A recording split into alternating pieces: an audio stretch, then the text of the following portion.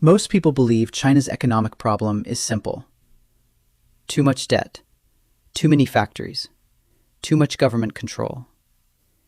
These explanations feel satisfying because they fit neatly into familiar categories. They offer villains, they offer blame, and they offer the comfort of believing that collapse happens because someone made a mistake. But history tells us something more unsettling. Some systems do not fail because they are inefficient. They fail because they are too efficient. China's current struggle is not the story of a miracle gone wrong. It is the story of a miracle taken too far. A system that perfected production so completely that it began erasing the very conditions that once made growth meaningful. To understand this, we have to stop thinking in terms of policies or personalities, and start thinking in terms of incentives. Invisible forces that shape behavior long before any crisis becomes visible. China's rise was built on one of the most powerful economic alignments in modern history. Cheap labor, centralized coordination, and endless global demand moved in the same direction at the same time. When those forces align, growth does not feel like a choice. It feels like gravity. Factories multiplied because they were rewarded for existing. Cities expanded because output proved competence. Local governments borrowed because tomorrow's growth was expected to pay for today's expansion. At every level, motion itself became the signal of success. In the early years, this system appeared flawless. Productivity rose, wages increased, millions were lifted into a higher standard of living. Each new factory seemed to justify the next. Each success hid the growing dependency underneath it. But systems that reward expansion without regard to balance slowly rewrite their own rules. At first, production followed demand. Then it began anticipating demand. Eventually, it began ignoring demand entirely. This is where China's story becomes less about economics and more about systems behavior. Factories did not exist to serve markets. They existed to serve metrics. Output was proof of relevance. Expansion was proof of loyalty.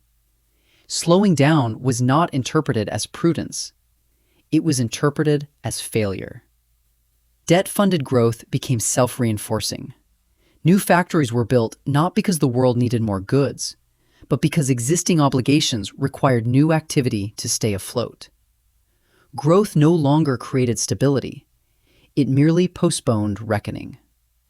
What emerged was not overcapacity by accident, but overcapacity by design. Steel, solar panels, electric vehicles, batteries, each sector followed the same arc. Initial success attracted capital. Capital attracted competitors. Competitors competed not by innovating, but by undercutting. Prices fell not because technology improved, but because survival demanded it. This is what economists call involution, a state where effort increases while reward diminishes, where competition stops producing progress and starts producing exhaustion. In such systems, no one wants to be first to stop. Closing a factory is not a market decision. It is a political signal. It means admitting that motion alone is no longer enough. So production continues, even when profits disappear. Volume replaces value. Efficiency devours margin, and the system begins to eat itself quietly. To see how this pattern works, we do not need to speculate. History has already run this experiment. In the late 19th century, Britain dominated global coal production. Its mines were the most efficient in the world. Output surged far beyond domestic needs. Prices fell year after year. For a time, cheap coal looked like national strength. But as prices collapsed, British miners earned less despite producing more. Smaller operations failed. Wages stagnated. The industry survived only by flooding external markets and relying on captive demand. Efficiency created abundance, but abundance destroyed livelihoods. The system did not collapse overnight. It hollowed out slowly, protected by the illusion that dominance could substitute for balance. Japan experienced a similar fate in the 1980s. Its manufacturing machine was unrivaled. Productivity soared. Investment flooded in. Capacity expanded faster than domestic consumption could absorb. When demand finally slowed, the system did not adjust. It froze. Deflation followed. Profits vanished. Growth persisted in appearance, but not in substance. The miracle did not end with catastrophe. It ended with stagnation. Even Rome followed this path. Vast estates, powered by slave labor, produced so much grain that prices collapsed. Small farmers were pushed out. The backbone of the republic eroded. The empire did not fall because it lacked resources. It fell because abundance destroyed balance. China's situation fits this pattern precisely. Its solar industry produces more than twice global demand.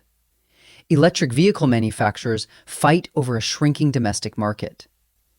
Prices are cut not to attract consumers, but to avoid being the first to fall. Profits disappear, yet output rises. From the outside, the numbers still look impressive. Exports remain strong. Factories remain active. The machine appears intact.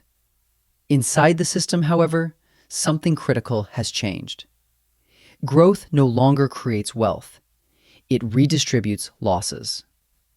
State subsidies keep firms alive long enough to eliminate rivals. In theory, this creates future dominance. In practice, it trains entire sectors to survive on support rather than innovation. Firms stop competing on value and start competing on access. Efficiency becomes political. Productivity becomes performative. And when every sector expects to be rescued, the system loses its ability to self-correct. This is the hidden cost of weaponized efficiency. It wins markets, but weakens foundations. It suppresses inflation globally while suppressing wages domestically. It delivers cheap abundance to consumers while eroding the incentive to build anything better. The political logic behind this is not irrational. It is survival. Factories stay open because employment underpins social stability. Local governments sustain production because debt depends on it. Banks extend credit because contraction threatens balance sheets. The central system tolerates losses because motion itself maintains legitimacy. When production equals control, stopping is more dangerous than continuing, even when continuation is destructive. This is why rebalancing is so difficult. Shifting from production to consumption requires slowing down. Slowing down requires trust. And trust is fragile in systems built on constant motion. The paradox is that many of China's overproduced goods are exactly what the world needs. Clean energy technologies, electrification, infrastructure for a new era.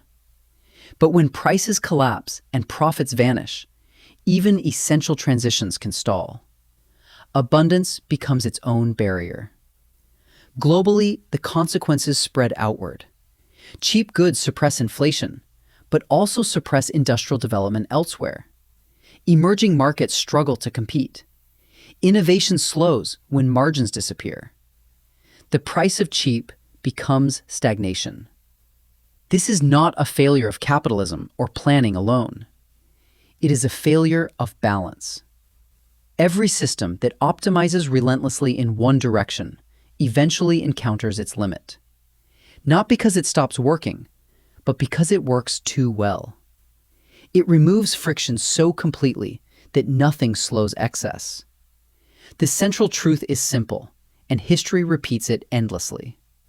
Efficiency creates wealth only when guided by purpose. When production replaces meaning, systems lose their ability to adapt.